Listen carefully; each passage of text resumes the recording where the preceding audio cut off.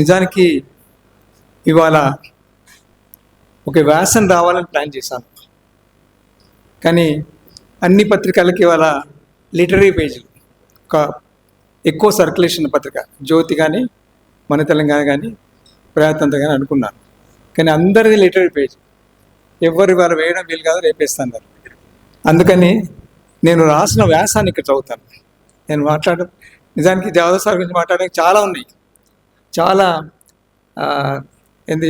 Interesting విషయాలు ఉన్నాయి. ప్రొఫెషన్లో పోతుంటే పోలీసు వాళ్ళతో కూడా పెట్టుకోవడం. మేము ఎన్కౌంటర్ల మీద ఒక ర్యాలీ తీస్తున్నాం, కన్నప్రాణు వాళ్ళంతా ముందున్న సారు, నేను జాదవ్ సార్ రెండో రోజు ఆ కానిస్టేబుల్ కాక నెట్టిండు. ఎంత గొడవ చేసిందంటే అసలు క్యారే తుమ్ చడిగా కదిమా हम पुलिस के खिलाफ यहाँ पे प्रश्न ले रहे, आप हमला कर रहे क्या, ऐसा 2020. తర్వాత ఇంకో చాలా ముఖ్యమైన సంఘటన 94లో 95లో ఈ టీచర్స్ రిక్రూట్మెంట్, డిస్ట్రిక్ట్ రిక్రూట్మెంట్లో రంగారెడ్డి జిల్లాలో 44 పోస్టులకి 27 మంది ఆంధ్రాసం తీసుకున్నారు. నేను సార్ దగ్గర పోయినా, సార్ ఇట్లా ఉంది ఏం చేద్దామని, చలో జాయిన్. ఇన్స్టంట్గా ఏదైనా విషయం చెప్తే కండు వేసుకొని చలో జాయిన్. అది సార్ స్టైల్. పోయినాం, మేము ముగ్గురే ఉంటే ఎవరు ఉండినప్పటి పోయి గొడవ.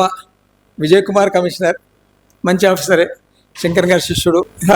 44 పోస్ట్ మే కైసాలి గట్టిగా అరుస్తున్నారు. సార్ మాట్లాడదాం సార్, ఆయన ఐఏఎస్ ఆఫీసర్, ఐఏఎస్ గేఎస్ కూర్చున్న జవాబు ఉన్నాం. కూర్చోబెట్టిండు, ఫైల్ అనేది తెప్పించిండు. సార్ మీరు చాలా ఆవేశంగా ఉన్నారు, ఫైల్ చూసినాం, చాలా ఆశ్చర్యం అంటే వినాల. ఒక్క బీఎస్సీ బీఈడీ రంగారెడ్డిలో ఉన్నాడు, ఒక్కడే. జీవన్ దేకో హాలత్ కేసా. విజయ్ కుమార్ రెడ్డి చూడండి, మీరు నన్ను అంటున్నారు, బట్ ఇక్కడ క్యాండిడేట్స్ లేరు. బీఎస్సీ బీఈడీ చేసిన వాళ్ళు 1994లో రంగారెడ్డిలో ఎవరు లేరు. అది రంగారెడ్డి పరిస్థితి. అప్పుడు మళ్ళా గొడవ ఏంటంటే తుమ్ పోస్ట్ కైసా భరే, క్యాండిడేట్స్ అయితే ఖాళీ రగ్న ఓ రూల్ హైయర్ అంటే. ఇది జాదవ్ సార్ మనస్తత్వం.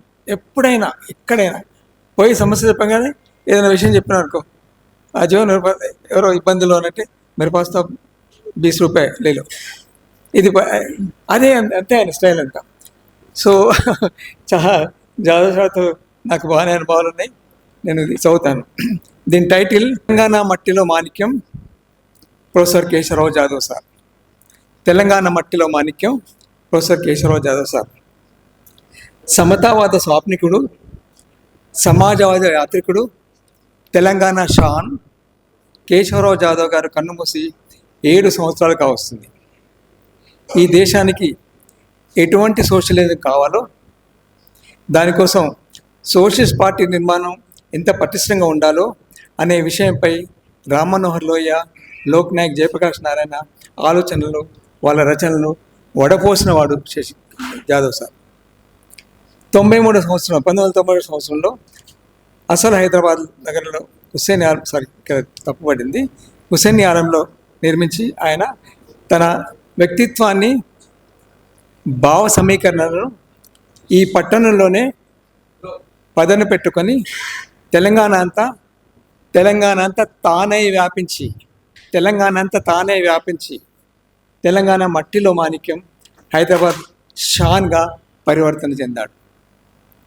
పాత బస్తీలో పాఠశాల విద్య ముగిసిన తర్వాత నిజాం కళాశాలలో, ఆపై ఉస్మానియా యూనివర్సిటీలో ఇంగ్లీష్ సాహిత్యంలో ఎంఏ చదివి అదే యూనివర్సిటీలో లెక్చరర్గా ఉద్యోగంలో చేరి అక్కడే పదవి విరమణ చేశాడు. ఆ రోజుల్లో ఉస్మానియా యూనివర్సిటీలో పనిచేసే ప్రతి అధ్యాపకుడు తప్పకుండా ఆ యూనివర్సిటీ ఆధ్వర్యంలో ఉన్న హన్మకొండ ఆర్ట్స్ సైన్స్ కాలేజీలో పనిచేయాలి అని ఏముండేది. అట్లా వచ్చినప్పుడు నేను హై స్కూల్ విద్యార్థిగా ఉన్నప్పుడు, బహుశా 66లో 67లో హై స్కూల్ విద్యార్థిగా ఉన్నప్పుడు మొదటిసారిగా కాళోజీ ఇంట్లోనే ఆయన కలిసినాను. అప్పుడే అనుకున్నాను, అబ్బో ఈ సార్లో చాలా ఫైర్ ఉంది అని. తెలంగాణ ఉద్యమం మొదలు కాబోతుంది 69, ఈ సార్లో చాలా ఫైర్ ఉంది అనుకున్నాను. విద్యార్థి దశ నుండే జాదవ్ సార్ సామాజిక రాజకీయ కార్యక్రమాల పట్ల ఆకర్షితులైనారు. నిజాం కాలేజీలో విద్యార్థిగా ఉన్నప్పుడే నాన్ ముల్కీ, చాలామంది 1952 నాన్ ముల్కీలో పాల్గొన్నాడు జాదవ్ సార్.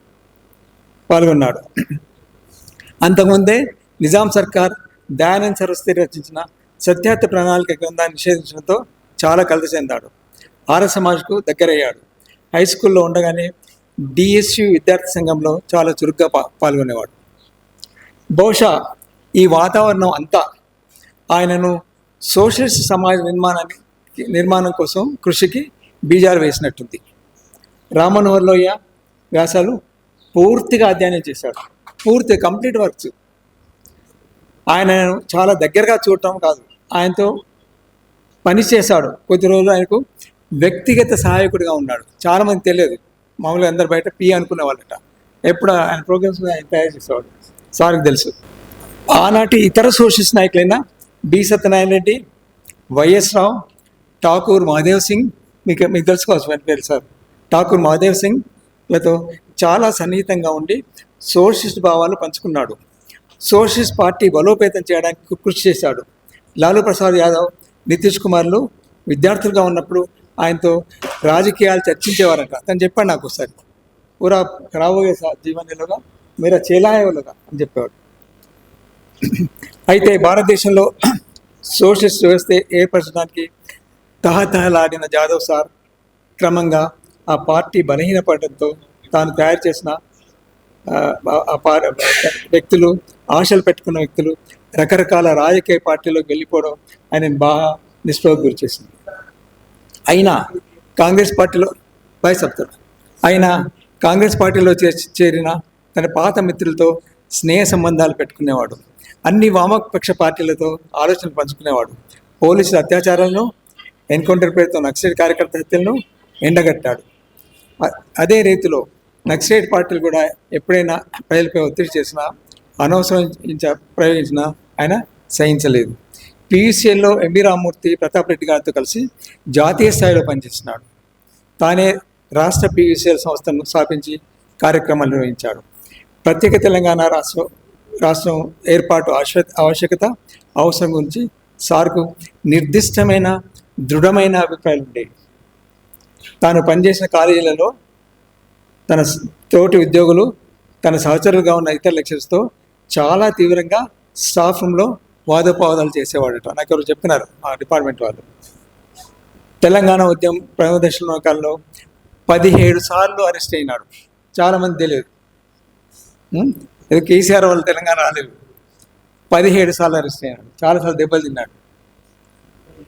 1969 సమయంలో సుల్తాన్ బజార్ క్లాక్ టవర్ దగ్గర అల్వాల్లో జరిగిన పోలీస్ కాల్పుల్లో తన కళ్ళ ముందే అప్పటి టీపీఎస్ కార్యకర్తలు మరణించారని అనే సంగతులన్నీ చాలా వివరంగా చెప్పేవాడు. మలిదశ ఉద్యమంలో తెలంగాణ యునైటెడ్ ఫ్రంట్ ఏర్పరిచి అరుణోదయ అమరక కార్యక్రమాలతో మమేకమవుతూ అన్ని జిల్లాలు తిరుగుతూ ప్రత్యేక రాష్ట్రం కోసం ఆయన చేసిన ఆందోళనను మనం అందరం చూసాం. మనం కొందరం సార్తో ఆ కార్యక్రమాల్లో పాలు పంచుకున్నాం కూడా. 1979లో మెదక్ జిల్లా రుద్రారంలో, ఇది చాలామంది తెలియని విషయం, రుద్రారంలో ఆసియా దేశంలోని అతిపెద్ద అల్ కబీర్ అనే పశువుల వధశాల ప్రారంభమైంది. తెలంగాణలోని గ్రామాల నుంచి పేద రైతులు కరువు కాటకాల వల్ల పంటల్లో పండక, సరైన నీటి పారుదల లేకపోవడం వల్ల, రుణభారం వల్ల వ్యవసాయం చేయడం కష్టమైపోయి పశువులను ఆల్ కబీర్కు కంపెనీకి అమ్ముకుంటున్నారనే విషయం వెలుగులోకి వచ్చింది. అప్పుడు ఆ ఫ్యాక్టరీని మూసివేయాలనే నినాదంతో ఆందోళన మొదలైంది. ఆ ఆందోళనను ఒక ఉద్యమంగా ముందుకు నడిపించింది జాదవ్ సార్. సార్ను జయప్రకాష్ నారాయణ, రామ్మనోహర్ లోహియ బాగా ఇష్టపడేవారు. జయప్రకాష్ నారాయణ 79లో అక్టోబర్లో పాట్నాలో మరణించాడు. ఆయన ఆరోగ్యం అసలే బాగాలేక ఢిల్లీలో హాస్పిటల్లో ఉన్నప్పుడు మే నెలలో తీవ్రమైన వేసవిలో సార్ జేపీని చూడడానికి ఢిల్లీ వెళ్ళాడు.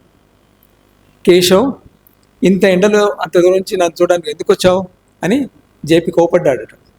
కేశవ్, ఇంత ఎండలో అంత దూరం నుంచి నన్ను చూడడానికి ఎందుకు వచ్చావు అని జేపీ కోపడ్డాడట. సార్ కళ్ళనీళ్ళు పెట్టుకొని, జేపీ, నాకు ఈ లోకంలో నువ్వు తప్ప ఇంకెవరున్నారు? ఈ స్థితిలో నిన్ను చూడకుండా నేను ఎట్లా ఉంటాను అన్నాడట. హైదరాబాద్ ఏకతా సంస్థ ద్వారా మత కల్లోల రాజకీయ నాయకులు చేస్తున్న కుట్రల్ని వాళ్ళు ప్రేరేపించే ఆలోచనలు ఎండగట్టాడు. మహబూబ్నగర్లో కొన్ని కరువు మండలాల్లో యువకులను ప్రోత్సహించి గంజి కేంద్రాలు నడిపించాడు. సార్కు పాత బస్తీ, ఇక్కడి ప్రజల సంస్కృతి, అన్ని వర్గాల ప్రజల జీవన విధానం అంటే చాలా ఇష్టం.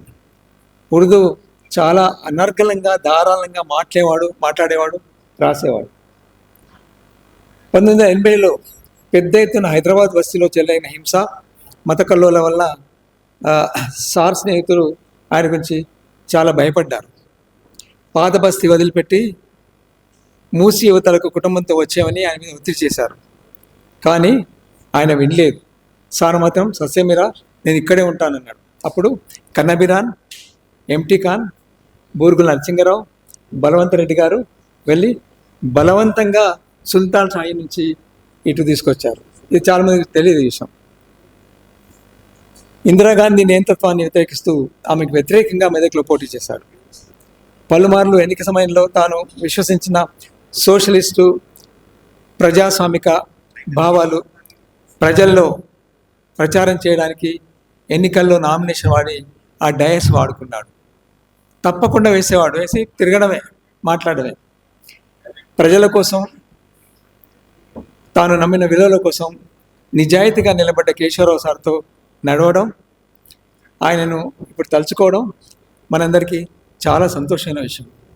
తెలంగాణ రాష్ట్రం ఏర్పడిన తర్వాత ప్రజాకవి కాళోజీని, ప్రొఫెసర్ జయశంకర్ సార్లను సముచితంగా గౌరవించడం జరిగింది. కానీ జాదవ్ సార్ పట్ల గత ముఖ్యమంత్రి కుట్రపూరితంగా నిర్లక్ష్యం ప్రదర్శించడం జరిగింది. కుట్రపూరితంగా అధికారంలో ఉన్న కాంగ్రెస్ పార్టీని జాదవ్ సార్ సంస్మరణలో ఆయనకి ఇష్టమైన ఉస్మానియా యూనివర్సిటీ లైబ్రరీకి కేశవరావు జాదవ్ సంస్కరణ గ్రంథాలయంగా నామకరణం చేయాలని మనం అందరం కలిసి అడుగుదాం. అయిపోయింది. ఈ కార్యక్రమం మన బాధ్యతగా భావించి ముఖ్యమంత్రిపై ఒత్తిడి తెద్దాం. జాదవ్ సార్కు తెలంగాణ ప్రజల బిగ్ సల్యూట్. Thank you. చాలా విషయాలన్నీ మాట్లాడడానికి నేను కొంచెం పేపర్ వాళ్ళంతా కట్టి, నేను కాలేజ్ జాదవ్ కలిసి తిరిగిన ప్రాంతాలు ఓల్డ్ సిటీలో ఇవి చాలా ఉన్నాయి. చాలా అరుదైన వ్యక్తి. 17 సార్లు జైలుకు పోయిన వ్యక్తిని ఎవరు పట్టించుకోలేదు. కానీ సరే వేరే వాళ్ళకి, కానీ వీళ్ళంతా కూడా మా వాళ్ళ తెలంగాణ అనుకుంటున్నారు. వాళ్ళంతా భ్రమలో ఉన్నారు. కాబట్టి మనం తప్ప, నేను కోదర్ సార్తో మాట్లాడాను. సురేష్ రెడ్డి గారు ఏమన్నారంటే ఎవరో స్టాచ్యూ అన్నారు. సురేష్ రెడ్డి అంటే లేదు, అట్లొద్దు, సార్కు చాలా ఇష్టమైన ఉస్మానియా యూనివర్సిటీలో ఆ లైబ్రరీకి పేరు పెట్టామని అడుగుదాం. అది ఆర్థికపరమైన అంశం కూడా కాదు. కాబట్టి నేను మెమోరాండం రాస్తున్నాను. ఒక కమిటీలాగా ఫామ్ అయ్యి వెళ్ళి ముఖ్యమంత్రికి కలుద్దామని అనుకుంటున్నాం. సార్ కూడా టైం ఇస్తే, సార్ టైం తీసుకుంటే మేము వెళ్తాం. Thank you so much.